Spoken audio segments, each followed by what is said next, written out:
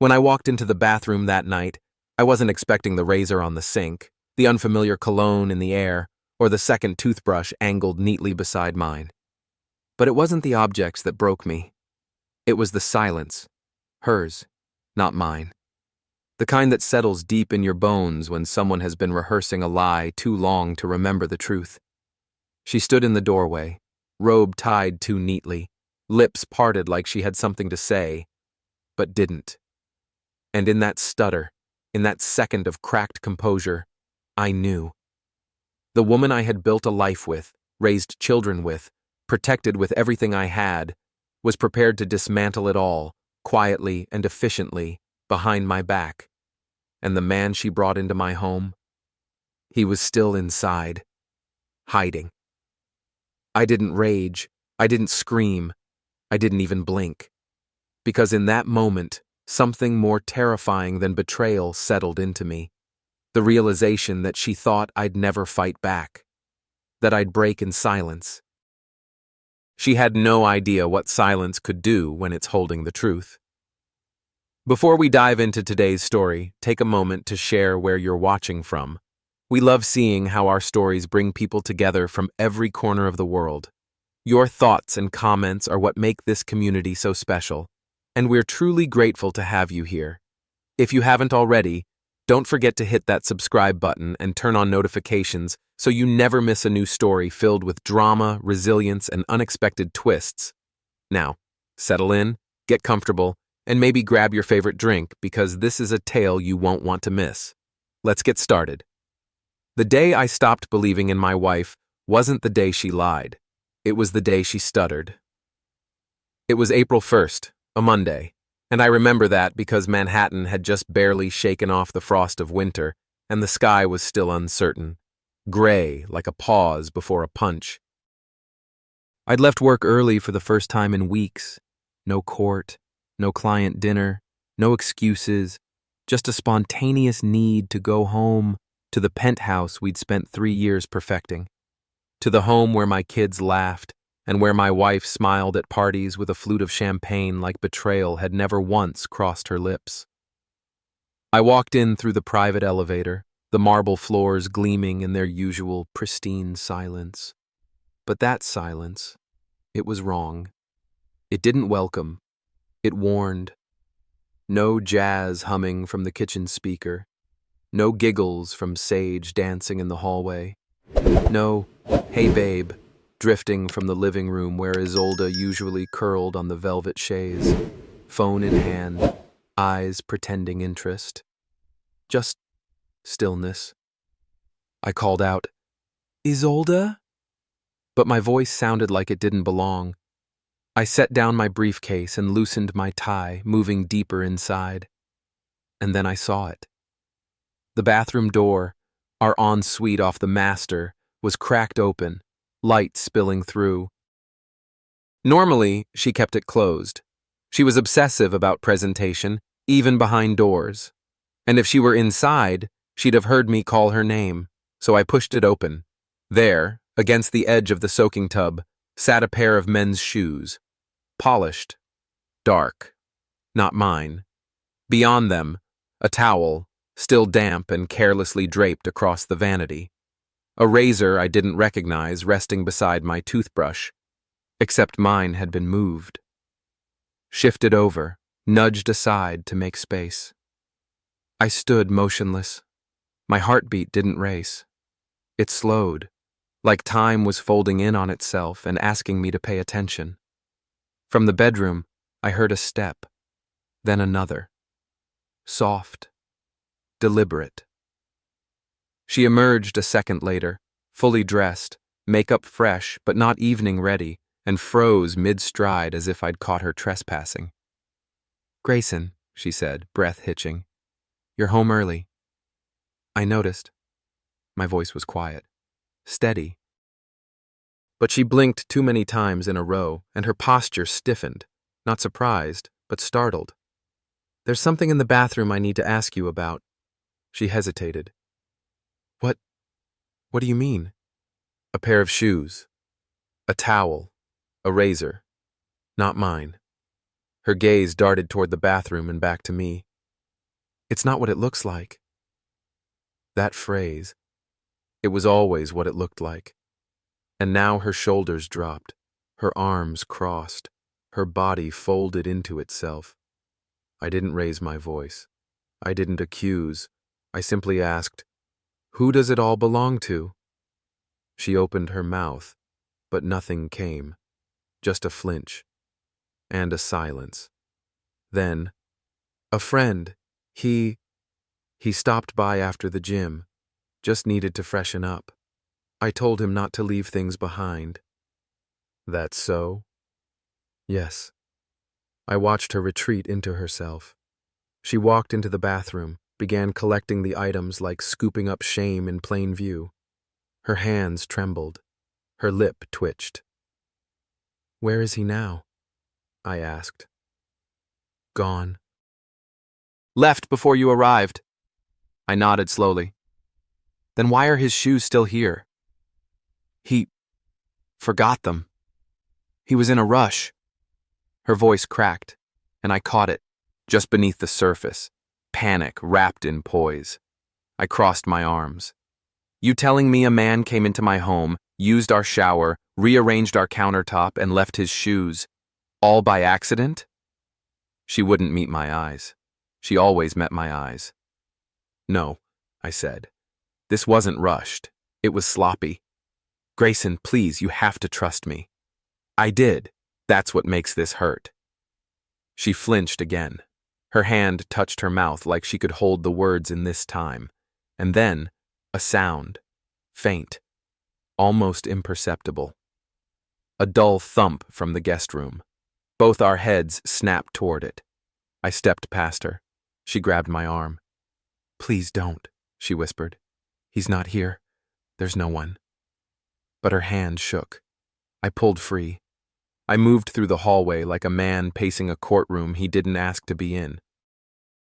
When I reached the guest room door, it was ajar. Barely. I pushed it open. At first, the room looked empty. The air was stale and warm. The bed was untouched, curtains drawn, but in the far corner, behind the curtain, a shape. I walked over, reached out, and yanked the fabric aside. There he was, early 30s, shirtless, barefoot, tan line just visible under the waistband of his designer shorts. Panic frozen across his face. "Who the hell are you?" I asked. He stammered, stepping backward like a dog caught in the trash. I didn't mean to what? Hide in my home like a burglar?" Isolde appeared behind me, breathless now. Tears brimming, voice brittle. "I'm sorry. I didn't know what else to do." I turned on her. "You told me he was gone." I panicked. "No, you lied." She sobbed then, loud, ugly. The mask slipping in full. I turned back to the man. "Name?" "Luca," he whispered. Of course it was. I walked away before either of them could say more.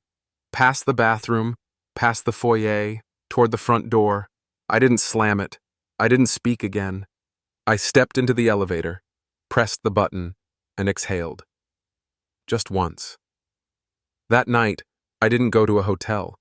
I didn't call anyone. I walked. For 2 hours. Through the Upper East Side. Past art galleries and five-star bistros. Past the life I thought I built with someone I trusted. When I returned, they were gone. The bathroom light was still on. And I was different. Because when a man finds out the woman he loved invited a stranger into the most sacred corners of their home, it doesn't break him. It reshapes him. And silence, weaponized properly, can do far more damage than rage ever could. The apartment felt colder when I returned later that night, as if betrayal had seeped into the walls. I didn't bother turning on the lights. The ambient glow from the Manhattan skyline spilled through the tall windows, casting long shadows across the parquet floor. Our floor. My floor now. She was gone. They both were. Isolde must have scrambled to clear the evidence the moment I stepped out. The razor, the toothbrush, Luca's damn shoes. All of it vanished, as if she believed absence could rewrite what I had seen. But she couldn't erase the sound she made when I asked who he was. That breathless, unpracticed stutter. That was the tell. That was the moment everything collapsed. I stepped into the bathroom again. The mirror was fogged with memory. Even though the surfaces had been scrubbed, I could still smell the artificial pine of his drugstore cologne. Still see the space where my toothbrush had been nudged aside. I leaned over the vanity, hands gripping porcelain, and let the silence wrap around me. I wasn't shattered. I wasn't even angry. Not in the way she might have feared. No, I was clear. I was surgical. My phone buzzed. A message from Kieran Wells. "You still want me to dig? I can start tonight." Kieran had been with me since Harvard.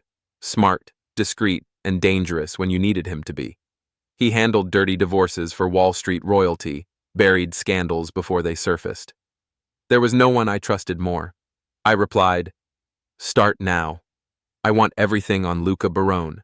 Timeline. Finances. Any overlap with Isolde. Charity boards. Galas. Even mutual donors. Turn over every stone." He sent back a thumbs up. Efficient. Deadly. I knew how Isolde would play it. She would lean on sympathy. She'd cry in soft lighting and weaponize the kids. She'd turn Luca into a misunderstood mistake. She always underestimated how long I had been watching, how much I already knew. But silence, my silence, was louder than confrontation. It made her nervous. At 1:43 a.m., my phone pinged again. "Grayson, please let me explain. I messed up. I never meant for this to happen. Please call me." I stared at the message until the screen dimmed. Let it sit there. Let her stew in the weight of being ignored. Let her try to guess which part I believed, if any. I didn't respond. Instead, I opened the secure server where I kept our legal documents. I pulled up the prenuptial agreement, not the basic version her lawyer had reviewed. The full one, the version with Clause 42, the one I amended after a quiet chat with my estate attorney, tucked inside a rider she'd skimmed but never read. Clause 42. In the event of verified infidelity resulting in reputational or financial harm, all shared assets revert to the primary party, Grayson Pierce. The secondary party, Isolde Wynne Pierce, waives rights to real estate holdings, trust disbursements, and child custody decisions unless otherwise negotiated under duress-free conditions. She had signed it. Her signature stared back at me like a ghost. By sunrise, Kieran had delivered the first drop. Luca Barone was a fraud. No verifiable employment. 2 LLCs, one inactive, one funneling large, erratic deposits. Claimed to be a trainer, no licenses, bought followers on Instagram, fabricated credentials. And the kicker, 2 wire transfers, large ones, tied to Isolde's nonprofit foundation. She hadn't just betrayed me. She'd laundered donor funds into the hands of her lover. That wasn't just infidelity. That was criminal. I left the apartment just after 7 a.m., the sun slicing through the skyline like a blade. I didn't go to the office immediately. I walked. I passed the coffee shop we used to visit on Sundays with the kids, past the corner where I bought her a designer coat because she pretended to shiver in fall wind. None of it hurt, not anymore. The grief had calcified into something else. Purpose. At 9:15, I walked into my office. Noreen looked up immediately, eyebrows raised. Push my 11 a.m., arbitration, and move the Holland case review.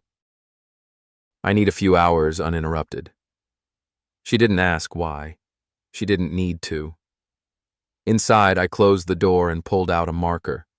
I'd done this before, for hostile takeovers, for CEO corruption cases. But this board wasn't for a client. It was for me. In the center, Isolde. To the right, Luca Barone.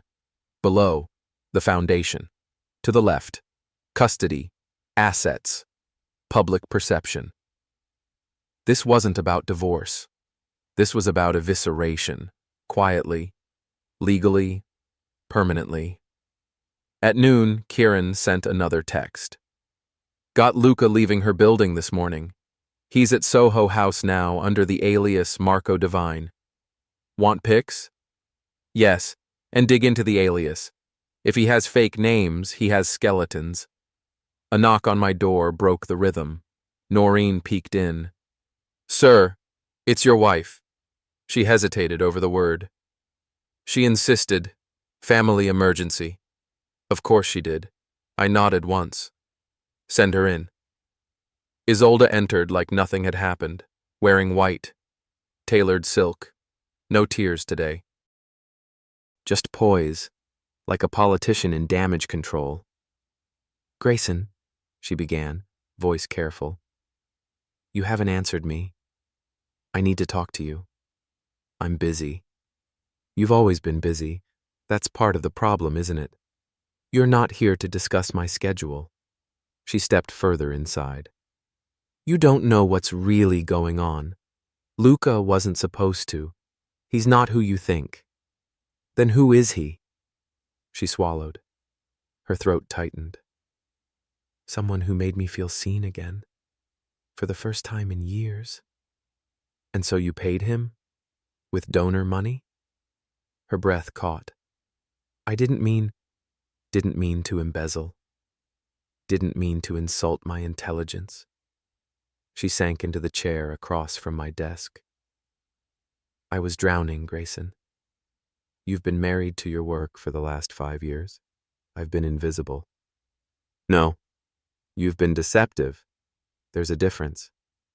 She leaned forward, face paling. Are you going to ruin me? No, I said, standing. You already did that.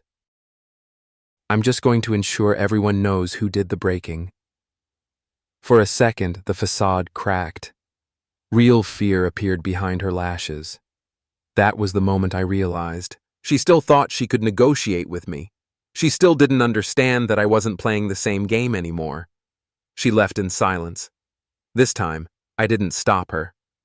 Back at the board, I added a new circle. Media strategy. And beneath it, control the narrative before she spins it. Leverage Luca's fake persona. Secure anonymous leaks. Prepare for family court. The war had begun, and I didn't plan on losing. The apartment felt colder when I returned later that night, as if betrayal had seeped into the walls. I didn't bother turning on the lights. The ambient glow from the Manhattan skyline spilled through the tall windows, casting long shadows across the parquet floor. Our floor. My floor now. She was gone. They both were. Isolde must have scrambled to clear the evidence the moment I stepped out. The razor, the toothbrush, Luca's damn shoes, all of it vanished, as if she believed absence could rewrite what I had seen. But she couldn't erase the sound she made when I asked who he was. That breathless, unpracticed stutter, that was the tell. That was the moment everything collapsed. I stepped into the bathroom again. The mirror was fogged with memory. Even though the surfaces had been scrubbed, I could still smell the artificial pine of his drugstore cologne. Still see the space where my toothbrush had been nudged aside. I leaned over the vanity, hands gripping porcelain, and let the silence wrap around me. I wasn't shattered. I wasn't even angry. Not in the way she might have feared. No, I was clear. I was surgical.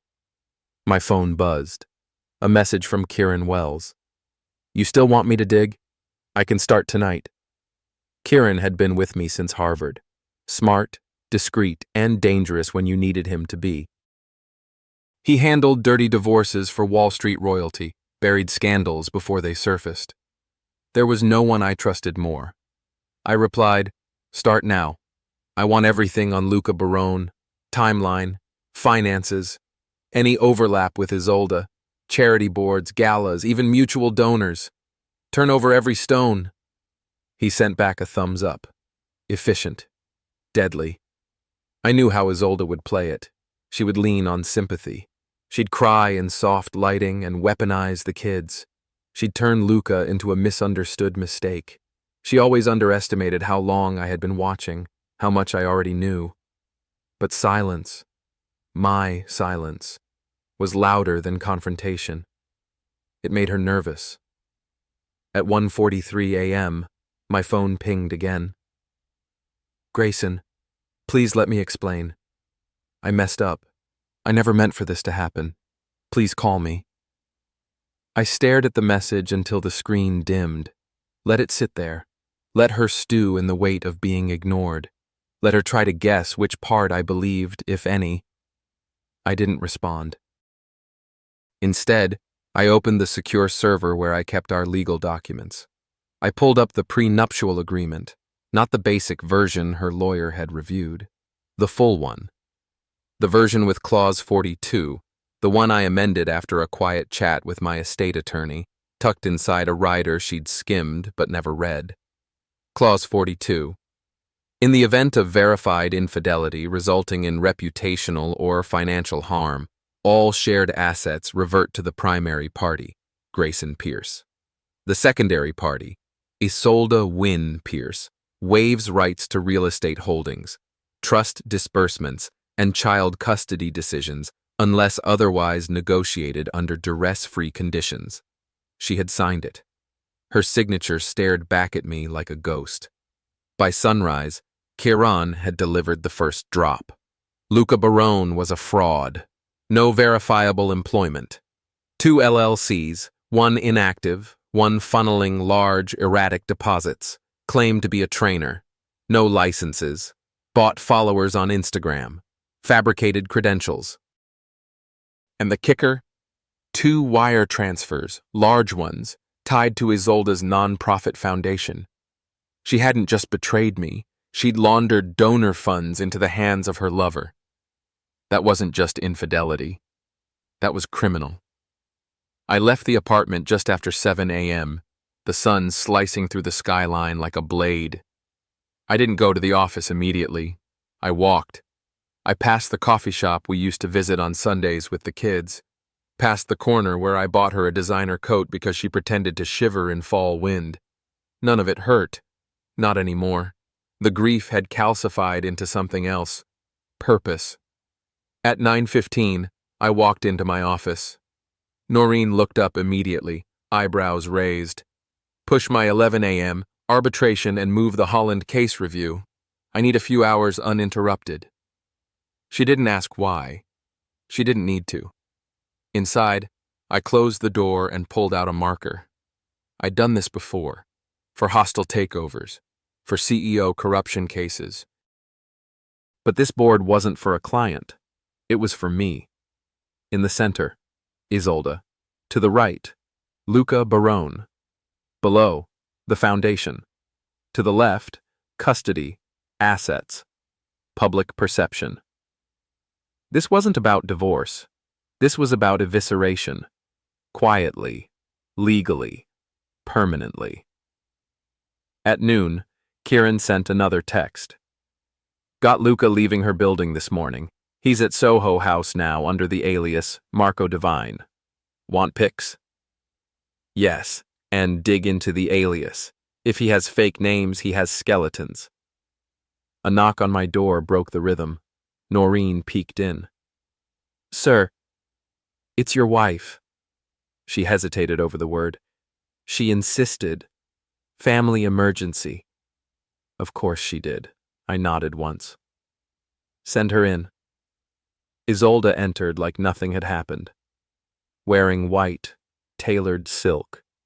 No tears today. Just poise, like a politician in damage control. Grayson, she began, voice careful, you haven't answered me. I need to talk to you. I'm busy. You've always been busy. That's part of the problem, isn't it? You're not here to discuss my schedule. She stepped further inside. You don't know what's really going on. Luca wasn't supposed to. He's not who you think. Then who is he? She swallowed. Her throat tightened. Someone who made me feel seen again, for the first time in years.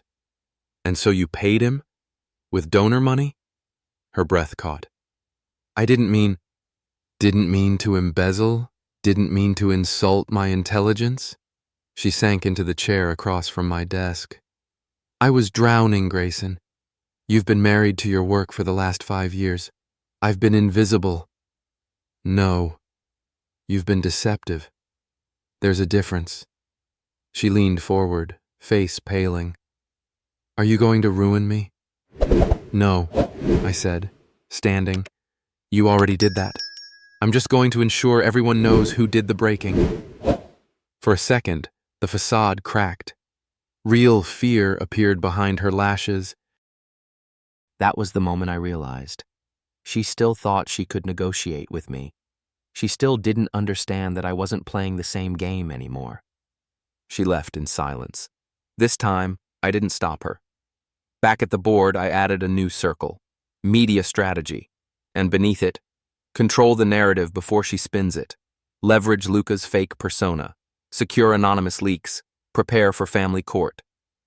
The war had begun, and I didn't plan on losing. By Friday morning, the penthouse was quiet in a way that felt unnatural, as if betrayal had sucked the oxygen out of the air. I hadn't returned since the confrontation. I needed her to sit in that silence, let it stretch and echo. Guilt thrives in unanswered spaces. At dawn, I was already at the office. The city outside hadn't woken yet, but inside my mind, a storm was well underway. Kiran had been busy overnight. He'd built an ironclad dossier. Offshore transactions tied to Luca Barone, alias Marco Divine, alias Luis Calderon. 2 dummy LLCs, a pattern of deposits from Isolda's charity foundation, interlaced with absurd service descriptions, fitness consultation, holistic coaching, philanthropic vision strategy. I stared at the ledger with dispassion. She thought she was clever. She wasn't. I made a call I hadn't made in 3 years. Simone Vega, she answered, voice crisp and alert, even before sunrise. It's Grayson. A pause. Mr. Clean himself. This must be juicy. I need you to prep for a story, but you don't release it until I say. Details? Fraud, non-profit funds, illicit affair with a fake credentialed social climber. Simone's voice sharpened. You want it buried or detonated? I want it timed. She chuckled. Send the file. I'll warm up my fingers. As I hung up, Kieran stepped into my office. No knock. That meant urgency. They want to meet, he said. Isolda's team. Informal. Off record. Claims it's too early for litigation. I leaned back in my chair, eyes narrowing. Set it up. I want a court reporter in the room. No ambiguities. And I've got something else. He handed me a photograph. Luca exiting Soho House, shirtless under a leather jacket, holding hands with a woman who wasn't Isolda. Blonde. Tanned. Laughing. Who's that? I asked. Married.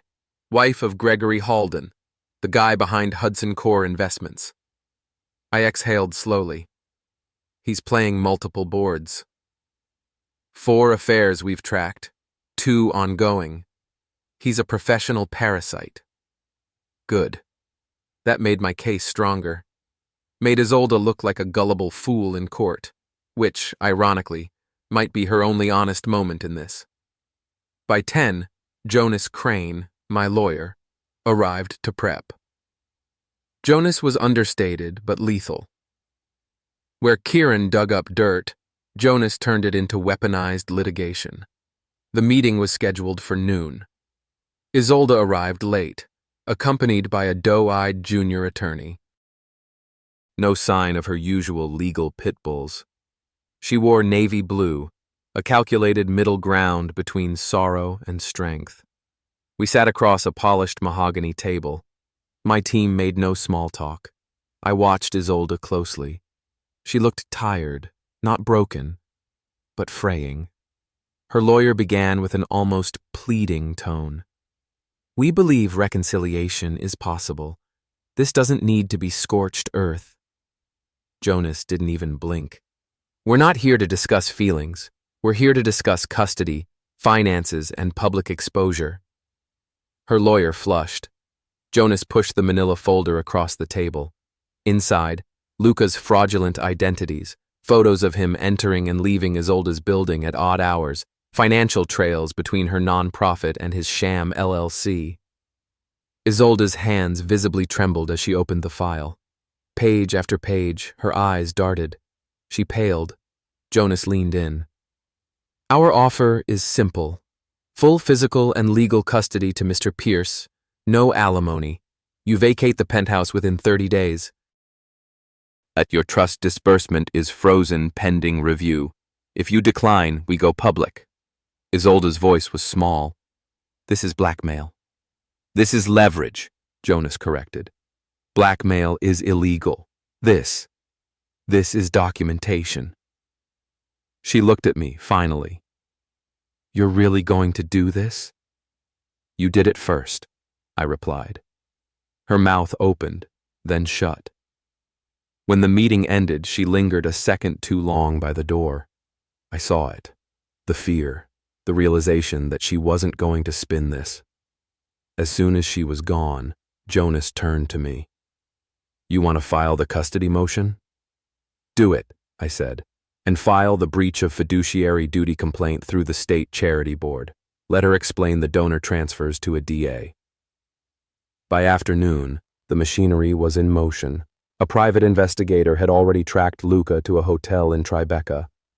Karen sent footage of him entering with a different woman each night. All married, all influential, all exploitable. That evening, I picked up Jonah and Sage from my parents. They were giggling about a school field trip. The innocence of it nearly undid me. Where's Mom? Jonah asked. She had a busy week, I said. You'll see her soon. Sage clung to my hand as we walked to the car. You look sad, Daddy. I smiled through the weight in my chest. Maybe. But I'm with you now, and that makes everything better. When I tucked them in that night, I sat on the edge of Sage's bed for longer than usual. Daddy, she whispered, are we still a family? I felt my throat tighten.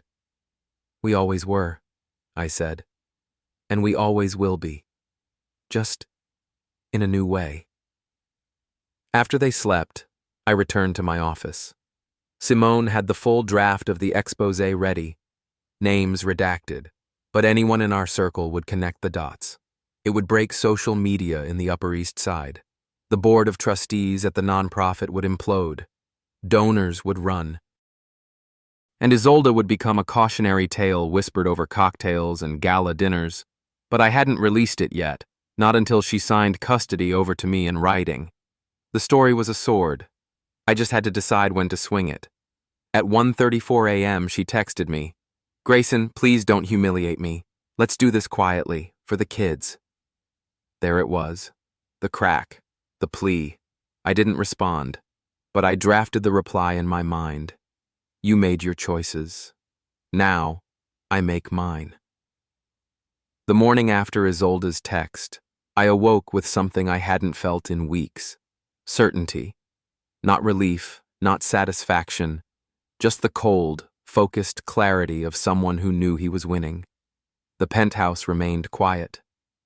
The children still slept in the guest wing, their soft breathing reminding me of what mattered. My revenge wasn't about rage anymore. It was about reconstruction, about building something new on the ruins she tried to leave me in. By 9:02 a.m., Kiran was already at the office. He didn't sit. That always meant something important. She tried to get ahead of it, he said. Called an emergency board meeting at the foundation this morning. I raised my eyebrow.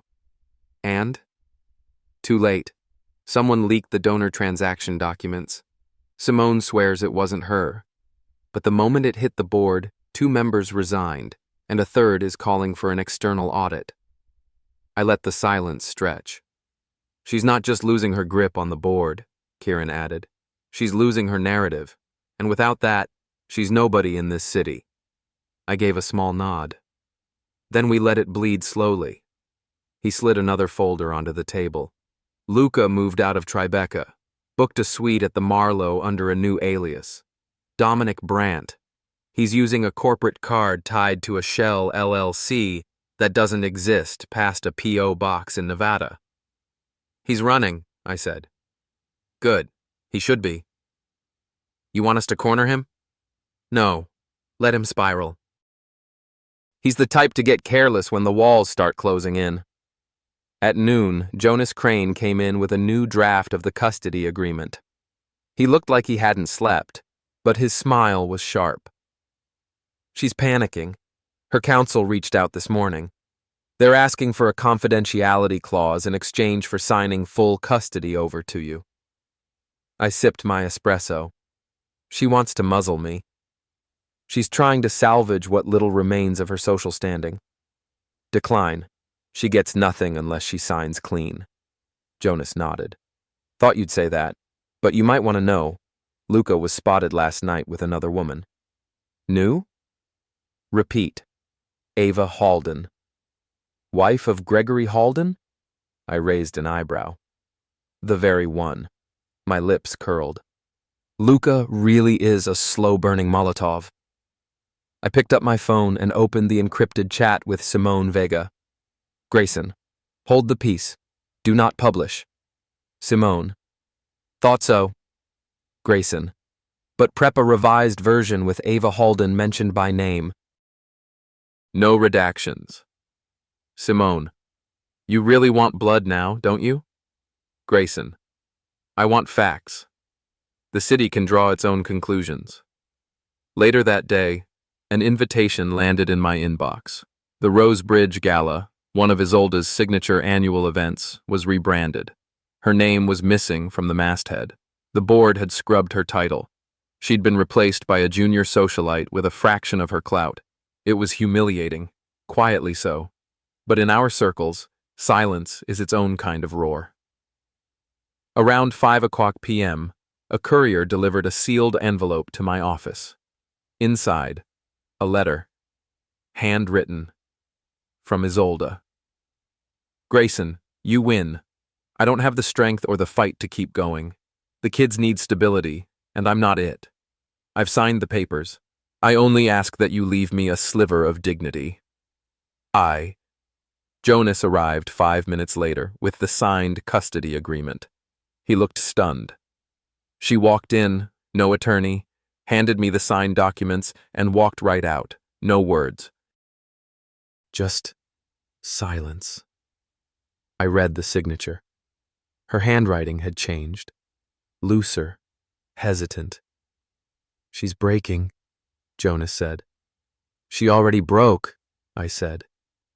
This is just the echo. The next morning, she made one last move, an unexpected one. She came to my office. No appointment, no lawyer.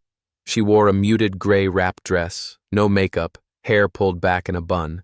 For the first time in years, she looked like the woman I married, not the curated, polished version she became. 5 minutes, I said as I closed the door. I'm not here to fight, she said, voice low. I just needed to look you in the eyes and say it. Say what? That I ruined us. I didn't respond. I thought I needed something different, she continued. More attention. More danger. Luca made me feel seen. He saw what he could exploit. You weren't seen. You were targeted. She looked down. You always saw things so clearly. No, I said. I trusted you. That's not clarity. That was love. She teared up. Do you hate me? I don't feel anything anymore, and that's worse. She flinched. You're not a monster, Isolda, I said. You're just a woman who forgot what she had until it was gone. She nodded slowly, then reached into her bag, and pulled out a small velvet box. "This was my grandmother's," she said. "Jonah was supposed to give it to his wife someday. I want you to keep it. I'm afraid I'll lose it, or pawn it." I took the box. "I'll give it to him when he's old enough to understand the difference between legacy and guilt." When she left, I sat at my desk for a long time, not thinking, just existing. That night I took Jonah and Sage to the Waverly for dinner. We laughed, talked about movies. Jonah asked if he could design his own birthday cake this year. Sage wanted to dye her hair purple. They weren't mourning, they were adjusting. After I tucked them in, I sat by the fireplace and opened my laptop. Grayson. Simone, hold the Ava Halden story. Indefinitely. She responded almost instantly. Simone. Soft spot. Grayson. No. Just done. I stared at the screen for a moment longer. Then I closed the laptop and sat back. Outside, the city moved as it always had, unforgiving, relentless, magnificent. But inside, the war was over, and I had won. The first headline hit at 6:00 a.m., sharp. I was already awake, pacing the kitchen in sweatpants, nursing a bitter espresso. The children were asleep upstairs. The nanny wouldn't arrive for another hour, and the city was still wrapped in its pre-dawn hush. But I knew something seismic was about to detonate. Foundation fraud. NY socialite under investigation for donor fund misuse. Simone had warned me it would be sharp, but this headline cut deeper than expected. Not because I regretted it. I didn't. It was just surreal seeing it in ink. The article laid it all bare. The falsified travel expenses, ghost consultants, and untraceable cash flow. Luca's name was woven in delicately, just enough to raise suspicion but not trigger legal blowback. The Foundation Board had already issued a statement. Audits were underway. Donations were frozen. Isolde's portrait was removed from their homepage. Kieran called 3 minutes later. "She saw it," he said. "Reaction?" "She fainted. At her mother's place. EMTs confirmed she's physically fine." I said nothing.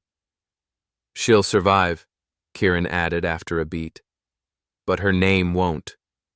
"Good." Jonas called next. "Just heard from her attorney. They're requesting a meeting. No litigation threats. Just a conversation." "Decline. We don't need to talk.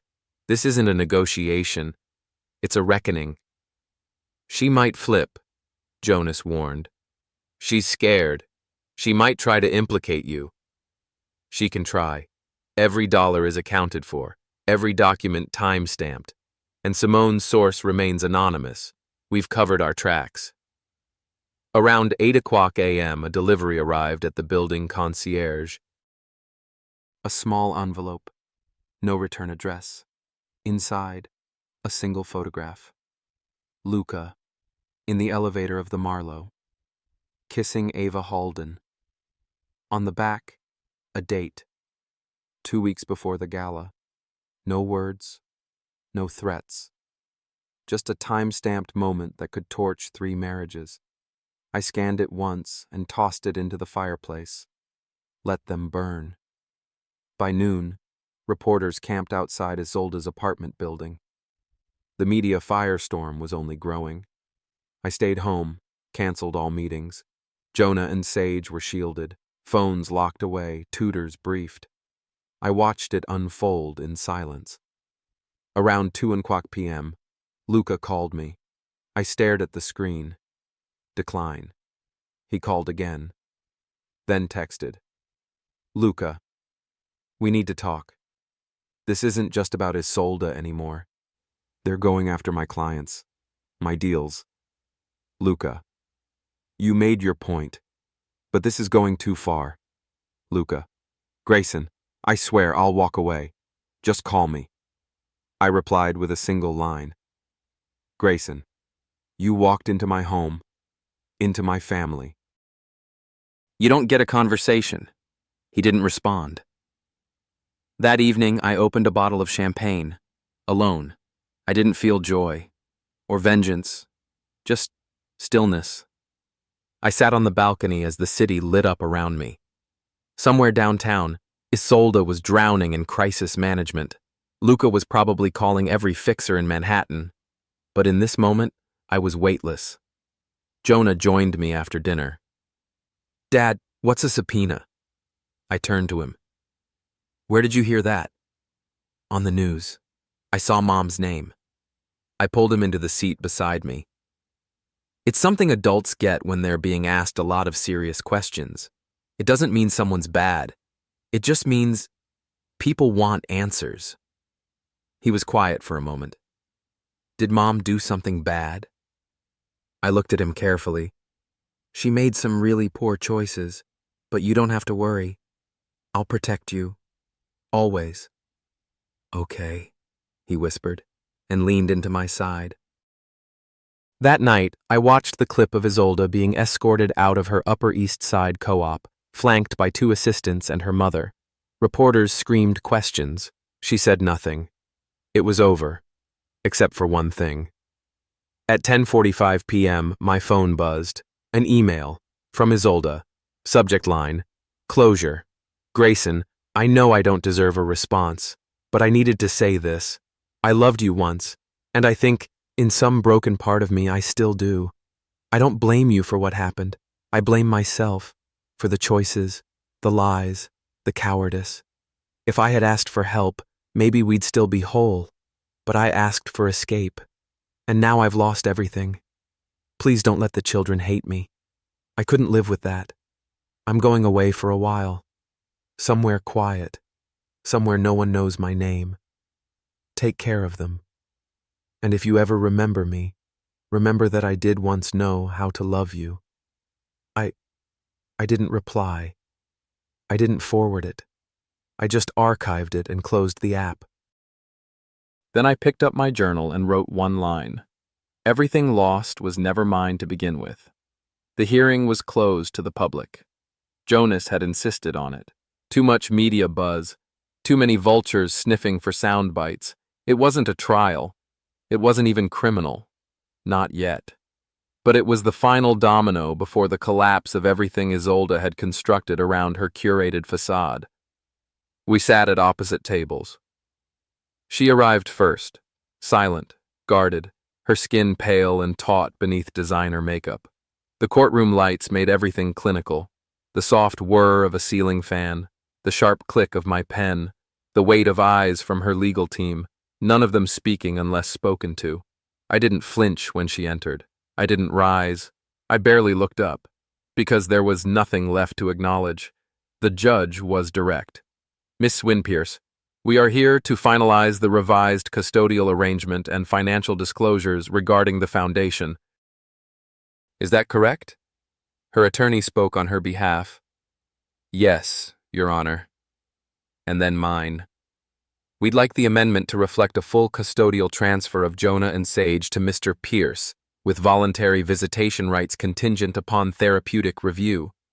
A sharp intake of breath from her side. She hadn't expected that level of formality, that level of finality. I'm fine with that, Isolde whispered. As long as I can still see them. I met her eyes for the first time in weeks. On your terms? I asked, voice low but unwavering. She didn't respond.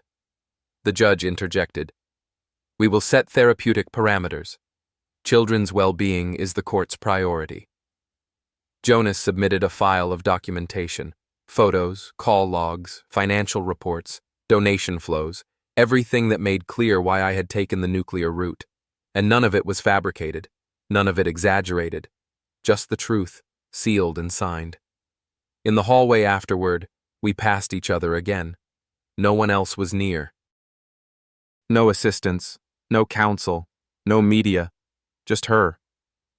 I didn't fight you, she murmured. I nodded. That's the only thing you've done right in months." Tears brimmed in her eyes, but she blinked them back. I thought I was choosing freedom. You chose fantasy." She swallowed hard. "Can you hate someone and still remember the good days?" I paused. "Yes, but remembering isn't forgiveness, and I don't forget." Before she could speak again, my phone buzzed, an incoming call from Sage's school. I picked up without glancing back. By the end of the week, the revised documents were notarized and sealed. Jonah and Sage were officially under my sole legal custody, with structured visitation to be reevaluated quarterly. Kieran looped in a child therapist, and we scheduled a session for Monday. That Friday, Luca resigned from his firm. No statement, no press, just a quiet removal of his name from the directory and a closed-door exit. Word among the circles was that he was under review for client misconduct. No formal charges, just enough public shame to shut doors behind him wherever he turned. Simone texted me that morning. "The syndicate blackballed him. He's done in New York." I replied, "Good. Now let's finish what we started." We were scheduled to meet with the District Financial Crimes Bureau the following week, not to indict, but to clarify everything Simone had found. My name had to be clean, untouchable. My firm couldn't afford even the hint of impropriety. As I left the house that afternoon, Jonah called out, "Dad, wait." I turned on the marble landing. He stood there, backpack slung over one shoulder, brows furrowed. Am I supposed to hate Mom? That question gutted me.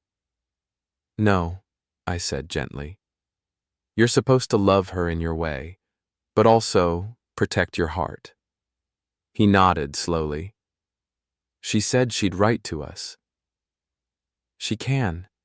That's okay." "Will she get better?" I crouched in front of him. People sometimes make really bad choices when they're hurting. That doesn't mean they're evil, but it does mean we learn what kind of love to trust. He gave a small, thoughtful nod. "Okay." Then he hugged me, longer than usual. That night, I sat at my desk overlooking the terrace, the city lights cascading like a waterfall through the glass. My inbox was clean. No threats, no fires, no unexpected messages from Luca or Isolde, only a note from Simone. "We're ready for the next board meeting. You're the new chair." I blinked at the message, then smiled. The same foundation Isolde had once weaponized for image and indulgence would now be rebuilt, publicly and transparently in my hands. No fraud, no deceit. Real scholarships, real outreach. My name on the door, not as revenge, but as a reminder that resilience has power. On Sunday evening, the kids and I walked to the bookstore. Sage picked out a graphic novel. Jonah asked for something on astronomy. As we walked home, the breeze cool and soft against our jackets, I realized something that hadn't registered for months. I felt peace. Not victory, not vengeance. Just peace. At bedtime, I tucked Sage in. "Will we always live here now?" she asked. "For a while," I said. "Until it doesn't feel like something we're holding on to, but something we've rebuilt." She smiled sleepily and nodded. "Okay." Jonah was already curled up in bed, reading. I kissed his forehead. In the silence that followed, I stepped out onto the balcony once more, phone in hand, typing a note to myself. Closure doesn't come from answers. It comes from reclaiming the space they tried to erase you from. I hit save, and for the first time since this entire nightmare began, I turned my phone off. 3 months later, Isolde's name no longer floated in Upper East Side conversations. She'd disappeared into the margins of elite memory, erased from foundation plaques, charity directories, and social pages. The tabloids moved on to fresher scandals. The board at Caledonia named me executive chair unanimously, and under Simone's guidance, we restructured the scholarship portfolio, redirected funds to inner-city mentorship programs, and commissioned an external audit firm to ensure transparency. The press tried to bait me into interviews. I declined every one. Victory didn't need headlines. It needed quiet. It was a Thursday morning when I received her final message. An envelope slipped through my building's concierge, addressed in handwriting I hadn't seen since our early years. Inside, two things: a notarized letter of resignation from any custodial rights to the children, and a personal note. Grayson, I'm letting go. For real this time. Not because you forced me, but because I finally saw what I'd become. They're better with you. They always were. I don't know who I am anymore, and I'm starting over somewhere that has nothing to do with charity luncheons or gala dresses or Luca's fake praise.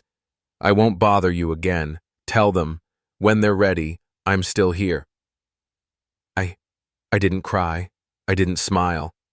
I simply placed the letter back in the envelope and filed it with the rest of the legal documents. Later that week, Simone invited me to a gala, not as a guest, but as the honoree. I declined at first. Then I reconsidered.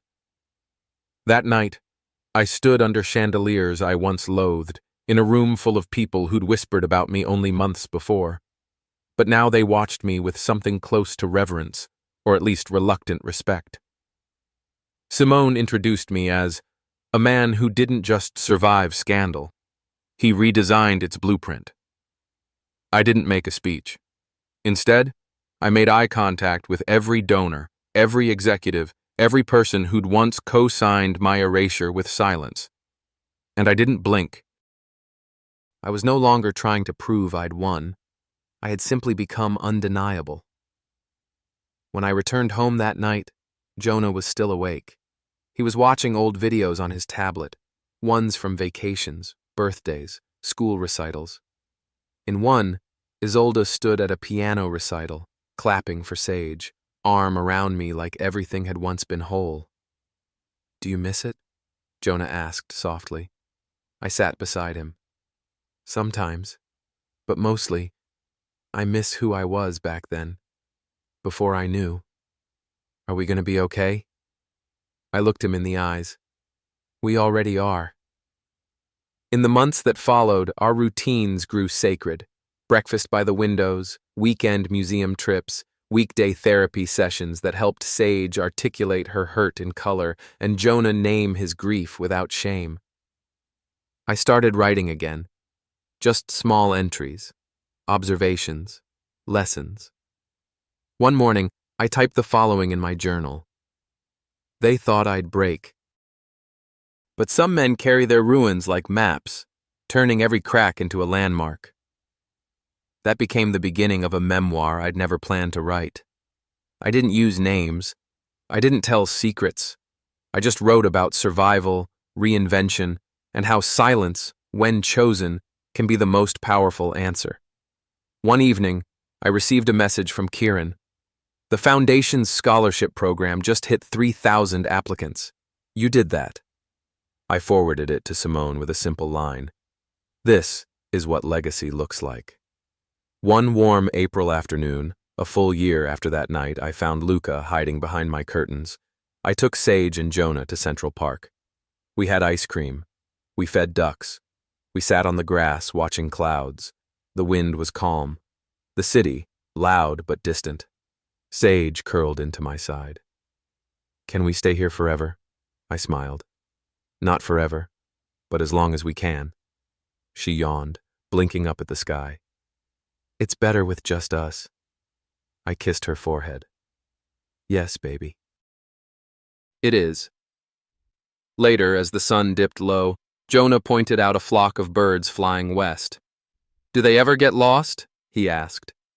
Sometimes, I said, but they always find their way again. That night, once the kids were asleep, I sat at my desk overlooking the city. I opened a blank page, typed one final entry. She left me with silence, thinking it would punish me. But silence became my inheritance, and with it, I rebuilt everything. Then I closed the laptop. And finally, I exhaled. Sometimes the loudest betrayals don't arrive with shouting or fists slammed on the table. They arrive in silence, in the way someone forgets to look at you the same way, in the way they close doors without saying goodbye. Betrayal can wear 1,000 faces, but the most devastating one is always the one you trusted most. And in the aftermath, there is a terrifying stillness. Because the world doesn't stop for your heartbreak. The city still pulses, emails still arrive, the sun still rises, and yet everything inside you feels like it's on fire. That's the secret no one tells you about being hurt by someone you built your life around. You don't just lose the person, you lose the blueprint. But here's where the story turns. That fire, it doesn't just burn, it clears the brush, it purges the rot, it creates space. The journey through betrayal isn't just about survival, it's about reclamation, reclaiming your voice, your boundaries, your future.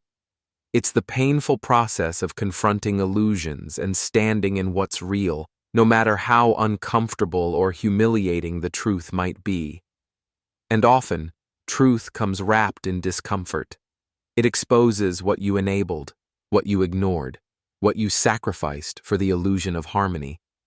And then it demands that you see there is no ashi, because healing does. And justice. Real justice doesn't always look like a courtroom verdict or a public apology. Sometimes, justice is quiet. It's the dignity of walking away with your integrity intact. It's choosing peace over performance. It's building something unshakable in the ruins someone else left behind. That's the lesson buried beneath the scandal, the whispers, the betrayal. That no matter how deeply you were cut, you can still rebuild something stronger. Not in spite of what happened, but because of it. You can learn to protect what matters. You can learn to love more honestly. You can learn that silence isn't weakness when it's chosen. It's power. And slowly, gently, you begin to reclaim your reflection. Not the version you once were, but the version forged in fire. The version who knows where the fault lines are and no longer fears them. Because now, you've mapped them. You've walked through every quake and come out standing, not unscarred but unshaken. And if this story reminds us of anything, it's that endings are rarely where we think they are. Sometimes the true beginning doesn't happen until everything falls apart. And in that collapse, you discover the truest version of yourself, the one no one could break, no matter how hard they tried. Thank you for joining us for this journey. If this story resonated with you, if you felt seen, if you found strength, or if it made you reflect on your own experiences, we'd love to hear from you in the comments. Your stories make this space a community. And if you haven't already, be sure to subscribe and turn on notifications so you don't miss our next story, because the journey of healing, revenge, truth, and strength is far from over. Until next time, take care of your heart, protect your peace, and never underestimate the power of rising in silence. We'll see you in the next one. Ciao.